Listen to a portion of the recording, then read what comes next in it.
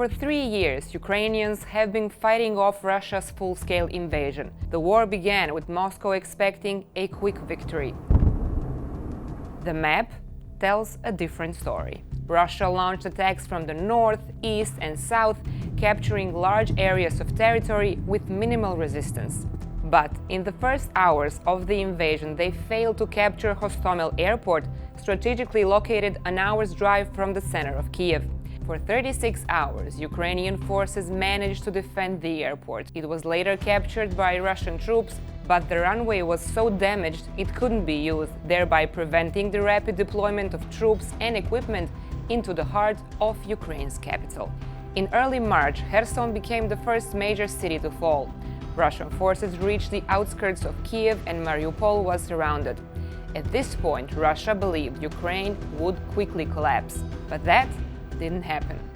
April 2022 was a turning point. Russian forces, unable to take Kiev, retreated from northern Ukraine. But mid-May, after 80 days of siege, Russian forces took full control of Mariupol. The city was razed to the ground after relentless bombardment.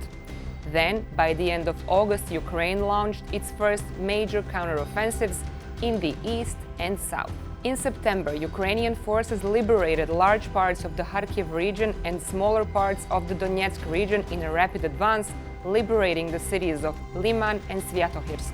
By November, they reclaimed Kherson.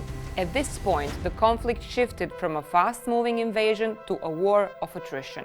Through the winter of 2022 and into 2023, fighting concentrated around the eastern city of Bakhmut. Russia, particularly the Wagner mercenary group, suffered massive casualties but finally took the city in May 2023. A month later, Wagner's founder Yevgeny Prigozhin staged a short-lived mutiny. He died 2 months later in a mysterious plane crash. Bakhmut was the last significant Russian victory for a while. But Ukraine's counteroffensive that summer didn't achieve the breakthrough many had hoped for. By late 2023, Ukraine faced serious challenges. Western military aid slowed, ammunition shortages worsened, and Russia strengthened its defenses. In early 2024, Russia took Avdiivka after months of fighting. Then, in May, it launched a new offensive in the Kharkiv region, capturing several villages and opening a new front. In the second half of 2024, Moscow increased pressure on the Donbas and captured several cities: Vuhledar, Kurakhove, part of Toretsk, and Chasiv Yar. However, it took months to take over each city, and according to military analysts, Russian forces suffered huge losses. And then, something unexpected happened. In August 2024, Ukraine launched a surprise offensive into Russia's Kursk region. This operation was aimed at forcing Russia to divert troops from the Donbas.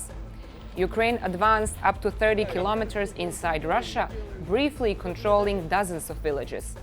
But by early 2025, Russia had regained much of that territory, with reports of North Korean troops fighting alongside Russian forces. Today, 3 years into the war, the front line has barely moved in some places, but in others, Russia is slowly advancing. For Moscow, this war has not gone as planned. Its initial goal was a quick takeover of Ukraine.